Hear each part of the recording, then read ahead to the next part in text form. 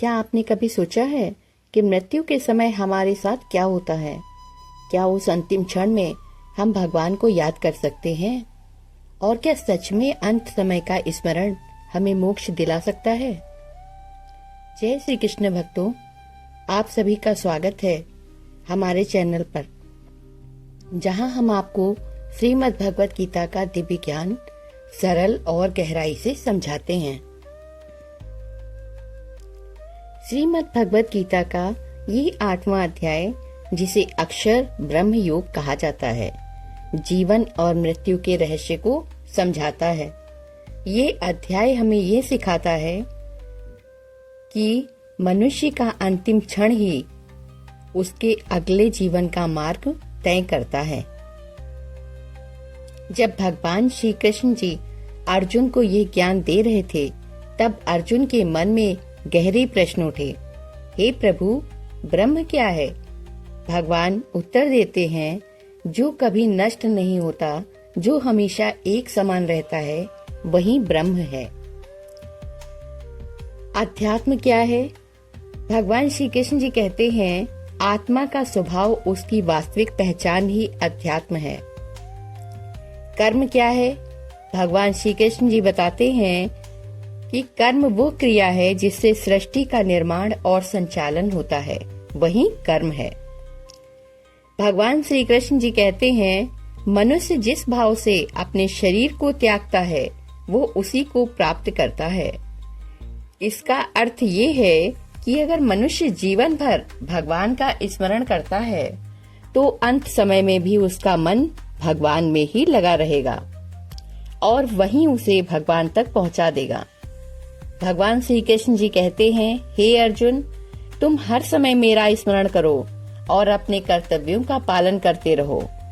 यह हमें सिखाता है कि केवल मृत्यु के समय ही नहीं, बल्कि पूरे जीवन में भगवान का स्मरण करना जरूरी है।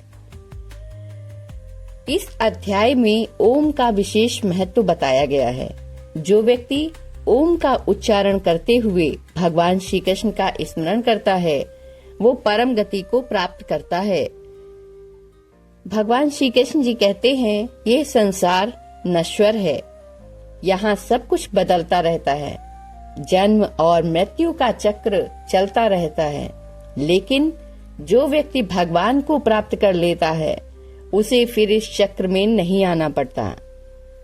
भगवान कहते हैं, जो मुझे सच्चे मन से याद करता है, मैं उसे कभी नहीं छोड़ता। इसलिए भक्ति सबसे सरल और सबसे प्रभावशाली मार्ग है। श्रीमद् भगवत गीता का ये अध्याय हमें ये सिखाता है कि जीवन केवल भौतिक चीजों के लिए नहीं है, बल्कि आत्मा की शुद्धि और भगवान से मिलन के लिए है।